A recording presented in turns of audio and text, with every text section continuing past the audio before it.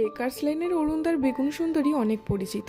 আজকে দেখো একটু বেখেয়াল হতেই ফ্রিজে থাকতে থাকতে বেগুনটা একদম শুকিয়ে দড়ি হয়ে গেছে। ভাজা বা ভর্তা খেলে অনেকটা একসাথে খাওয়া যায় না, তাই আজ বানাচ্ছি বেগুন মহারানী। প্রথমে বেগুনগুলোকে হাফ করে কেটে নিয়ে হলুদ নুন দিয়ে ভেজে নিচ্ছি, আর ওদিকে সর্ষে পোস্ত কাঁচা লঙ্কা নিয়ে বেটে নিয়েছি। বেগুনগুলোকে হালকা করে ভেজে নিয়েছি। অনেকখানি তেল তো বেগুন ভাজতে লাগে। একটু তেল তুলে রেখে কড়াই ফোড়ন দিচ্ছি, তেজপাতা, শুকনো লঙ্কা আর 5 ফোড়ন। ফোড়ন হয়ে গেলে যখন খুব সুন্দর একটা গন্ধ বেরোবে তখন পেঁয়াজ নুন দিয়ে একটু ভেজে নিয়ে দিয়ে দেবো টমেটো। গোটা গোটা থাকতেই একটা মশলা দেবো, যার মধ্যে আছে জিরে, ধনে, শুকনো লঙ্কা আর আদা রসুন বাটা। সমস্তটা একসাথেই করে নিয়েছি, আলাদা আলাদা করে দেওয়ার আর ঝামেলা নেই। জল দিয়ে দিয়ে কষিয়ে নিচ্ছি। এই না তেলটা সেপারেট হয়ে যাবে অমনি দিয়ে দেবো সর্ষে পোস্ত এবং কাঁচা লঙ্কা বাটাটা। ঝোলটা ফুটে গাঢ় হয়ে গেলে আগে থেকে ভেজে রাখা বেগুনের উপর স্প্রেড করে দিয়ে উপর থেকে সর্ষের তেল এবং ধনেপাতা ছড়িয়ে পরিবেশন করুন। কেমন লাগলো ভিডিওটা জানাতে ভুলবেন না।